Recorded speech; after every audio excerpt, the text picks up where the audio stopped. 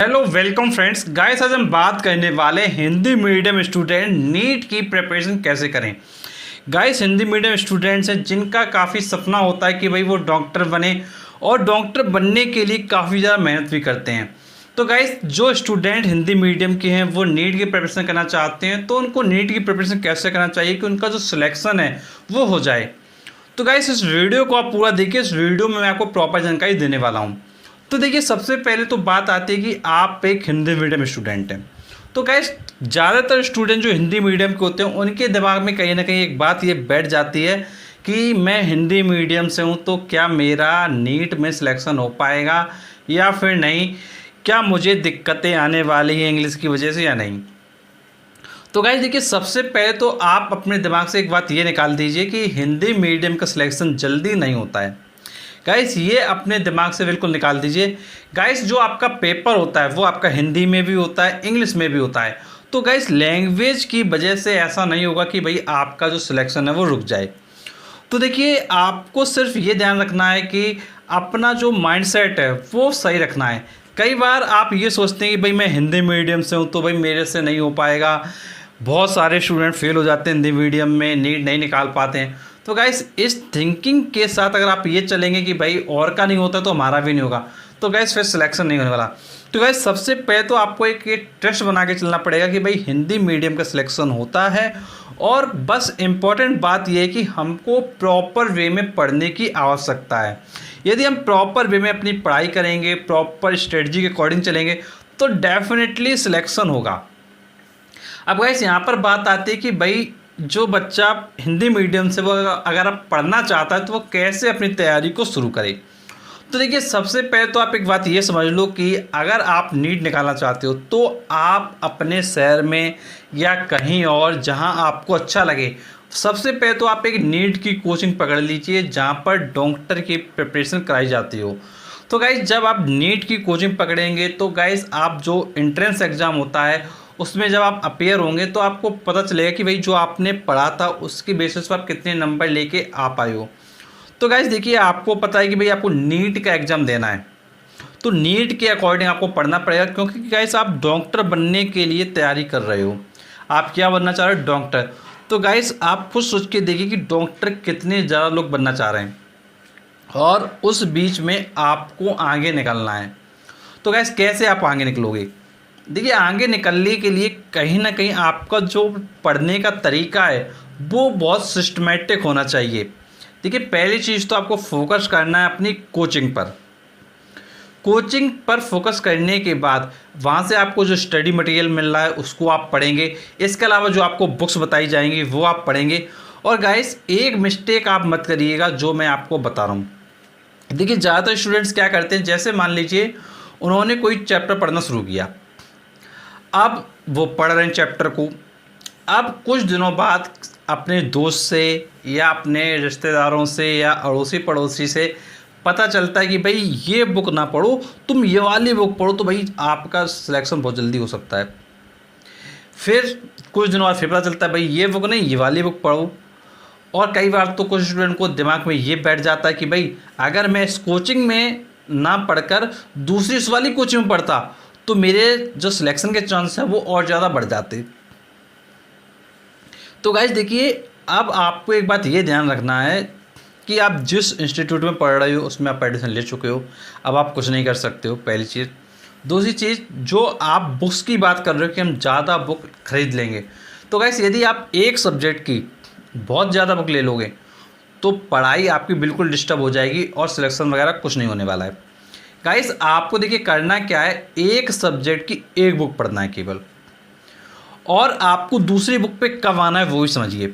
आप दूसरी बुक पे तब आएंगे जब पहली बुक से आपने कोई टॉपिक पढ़ा, वो टॉपिक आपको उस बुक में समझ में नहीं आ रहा है तो आप सेकंड बुक पे आ जाइए।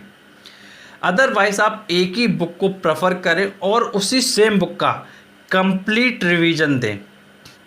जब आपको लगे कि भाई मैं रिवीजन बहुत दे चुका हूँ, मुझे सारी चीज़ें समझ में आ रही हैं, तो फिर उसके बाद आप प्रीवियस ईयर पेपर को उठाएं। आप प्रीवियस ईयर पेपर को उठाएं और जो आपको टाइम अलॉट है, जो आपको एग्जाम में टाइम दिया जा रहा है, उतने टाइम में आपको क्या है, पूरा क्वेश्चन पेपर सॉल्व करना है। और उसके बाद आपको चेक करना है कि भाई कितने आपके सही हैं कितने गलत हैं। जो सही हैं उनके मार्क्स लिखिए, जो गलत है उनके नेगेटिव मार्क करिए, और उसके बाद जो आपका फाइनल रिजल्ट आ रहा है उसको देखिए। फिर अब उसको देखिए, आप किससे देखेंगे, आप उसको मैच करेंगे अपने प्रीवियस ईयर कट ऑफ से, कि जो प्रीवियस ईयर में जो सिलेक्शन हुआ है उस समय क्या कट ऑफ गया था, क्या हम कट ऑफ को क्लियर कर पाए हैं कि नहीं। हमको चेक करना है कि भाई जो हमारी कैटेगरी है, अगर हम जनरल में हैं या एससी में या एसटी में या ओबीसी में, जिस भी कैटेगरी में है, तो क्या हमने अपना कट ऑफ क्लियर किया है कि नहीं। और अगर क्लियर किया है तो उसके बाद जो अपना नंबर आया वो किस रेंज में आ रहा है, गवर्नमेंट कॉलेज की रेंज में आ रहा है या प्राइवेट कॉलेज की रेंज में आ रहा है। तो गाइस ये सब चीज़ें आपको देखना पड़ेगा, और गाइस उसी से पता चलेगा कि भाई आप किस लेवल पे आपकी प्रिपरेशन है, आपका प्रिपरेशन कहाँ जा रहा है, किस डायरेक्शन में जा रहा है, आपका जो रिजल्ट आने वाला है वो किस तरीके का होने वाला है। गाइस जब आप इस तरीके से चीज़ों पर फोकस करेंगे तो फिर आपके सिलेक्शन चांसेस बनेंगे। गाइस काफ़ी लोग देखिए क्या करते हैं, काफ़ी लोग क्या करते हैं कि भाई कोचिंग जाते हैं, जो पढ़ाया गया वो पढ़ लिया, स्टडी मटेरियल दिया वो पढ़ लिया, सिर्फ कोचिंग आ रहे हैं जा रहे हैं आ रहे हैं जा रहे हैं, डेली का रूटीन यही चल रहा है। ना कोई टेस्ट पेपर दे रहे हैं, ना कट ऑफ के अकॉर्डिंग अपने मार्क्स चेक कर रहे हैं कि भाई आप क्या उतने मार्क्स ला पा रहे हो। गाइस कोई प्रैक्टिस कोई काम नहीं कर रहे हैं, फिर वो लास्ट में कह रहे हैं भाई सिलेक्शन नहीं हो रहा। तो भाई कैसे सिलेक्शन होगा, क्या थ्योरेटिकल पढ़ने से सिलेक्शन होगा क्या। देखिए आपको वो पढ़ना है जो आपके एग्ज़ाम की डिमांड है। एग्ज़ाम में आने वाले हैं क्वेश्चंस, तो आपको क्वेश्चंस की प्रैक्टिस बहुत ज़्यादा करना है। आप ये नहीं कि भाई कोचिंग में थ्योरी पढ़ाई जा रही तो हम थ्योरी में लगे रहे, कुछ न्यूमेरिकल्स कराए जा रहे टफ टफ वाले तो टफ टफ न्यूमेरिकल कैल करते रहे।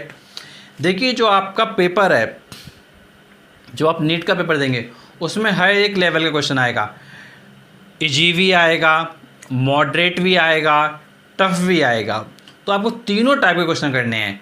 अब काफ़ी जगह देखिए क्या देखा है मैंने, कोचिंग है, अब कोचिंग में भाई वो कराते जा रहे हैं सिर्फ tough numerical tough numerical tough numerical, और बच्चा क्या है टफ न्यूमेरिकल के चक्कर में पड़ा रहता है, पूरा साल निकाल देता है, और लास्ट में कंडीशन पता चल जाती है भाई क्या इनका होने वाला है। तो गाइस इसीलिए मैंने आपसे कहा जो प्रीवियस ईयर पेपर हैं उनको ज़रूर पकड़ें। तो गाइस प्रीवियस ईयर पेपर की बुक आती है, आप किसी भी पब्लिकेशन का लें कोई दिक्कत नहीं है। गाइस अरिहंत का ले सकते हैं या किसी अदर पब्लिकेशन का ले सकते हैं। गाइस सभी बुक्स क्या हैं, अच्छी हैं। बस अब इम्पोर्टेंट ये कि जो आप पढ़ रहे हो, जो भी आप पढ़ रहे हो उसको एक प्रॉपर वे में स्टडी करने की आवश्यकता है। यदि आप प्रॉपर वे में स्टडी नहीं करोगे तो फिर क्या है, दिक्कत बनी रहेगी, और जो सिलेक्शन का जो आपने सपना सोचा है वो कहीं ना कहीं सपना ही रह जाएगा। तो देखिए आपको ये ध्यान रखना है कि नीट एग्ज़ाम एक अच्छे लेवल का एग्ज़ाम है, और इसके लिए यदि आपने पढ़ाई नहीं की, अगर आपने सोचा कि भाई हम ऐसे ही कर लेंगे अपने आप हो जाएगा, और अगर आप ये नेगेटिव थिंकिंग लिए बैठा रहे मैं हिंदी मीडियम से मेरा होएगा कि नहीं होएगा, ज़्यादातर लोगों का नहीं होता है, अगर ये नेगेटिव थिंकिंग के साथ काम करोगे कुछ नहीं होने वाला। फिर देखिए सबसे पहली चीज़ तो है कि आपकी थिंकिंग पॉजिटिव हो। थिंकिंग पॉजिटिव होने के साथ साथ में फिर आपको उस पर मेहनत करना है, उसके अकॉर्डिंग जो आपके क्वेश्चंस पेपर उसको सॉल्व करना है। आपको अपना लेवल चेक करना है कि भाई आपका लेवल क्या हो गया है, आपको चेक करना है कि भाई पेपर में जो आपके क्वेश्चंस आए हैं वो किस लेवल के हैं और आप क्या उनको कर पा रहे हैं कि नहीं कर पा रहे हैं। गाइज जब आप इन सब चीज़ों पर फोकस करेंगे तब आपका सिलेक्शन होगा। और गाइज प्रॉपर वे में एक स्टडी टाइम टेबल बनाइए कि भाई मुझे डेली 6 घंटे पढ़ना है, या मुझे डेली 5 घंटे पढ़ना है, या डेली मुझे 8 घंटे पढ़ना है।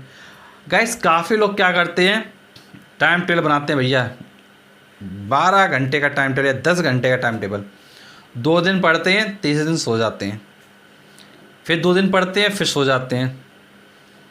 तो गाइज ध्यान ये रखना है डेली पढ़ें, भले ही कम घंटे पढ़ें। अगर आप 6 घंटे का टाइम टेबल बना रहे हो तो 6 घंटे पढ़ना ही है फिर डेली, ये नहीं कि भाई सो गए। तो गाइस मैं आपसे बस ये कहना चाहूँगा कि एक सिस्टमेटिक वे में चीज़ों को पहले आप समझें, करें और पॉजिटिव स्टेप्स लें, जिससे कि आपका जो सिलेक्शन के चांसेस है वो आपके बन सकें। और अगर कोई प्रॉब्लम है तो आप नीचे कमेंट बॉक्स से कमेंट करके पूछ सकते हैं। और गाइस यदि आप हमारे साथ कांटेक्ट करना चाहते हैं तो आपको मैं बताना चाहूँगा कि हमारा नंबर फेसबुक पर है। तो फेसबुक पर जाने के लिए आपको डिस्क्रिप्शन बॉक्स में लिंक मिलेगा, तो फेसबुक पेज का लिंक मिलेगा, उस पर आप क्लिक करेंगे। पेज को जैसे ही आप लाइक करते हैं, लाइक करते ही हमारा नंबर अपेयर हो जाएगा, उस नंबर के माध्यम से आप हमारे साथ कॉन्टैक्ट कर सकते हैं। और जो भी समस्याएं आप नीचे कमेंट बॉक्स में डालिए। और गाइस ऐसे वीडियोस पाने के लिए आप चैनल को जरूर सब्सक्राइब करें। और गाइस वीडियो एंड करने से पहले मैं आपको बताना चाहूँगा कि हमने एक आपके लिए प्लेलिस्ट बना रखी है। प्लेलिस्ट का नाम है IIT JEE NEET exam board exam. इस प्लेलिस्ट में आपको IIT नीट और बोर्ड एग्जाम से संबंधित वीडियो मिलेंगे। तो आपको क्या करना है, आपको नीट एग्जाम के सभी वीडियोस को देखना है। वो आपको काफ़ी ज़्यादा हेल्प करेंगे भाई आपको प्रिपरेशन कैसे करना है, कौन से वर्क्स फॉलो करना है, क्यों सिलेक्शंस नहीं होते हैं, वो सारी चीज़ें आपको पता चल जाएंगी। तो गाइस मिलते हैं हम आपसे नेक्स्ट वीडियो में, तब तक के लिए शुक्रिया।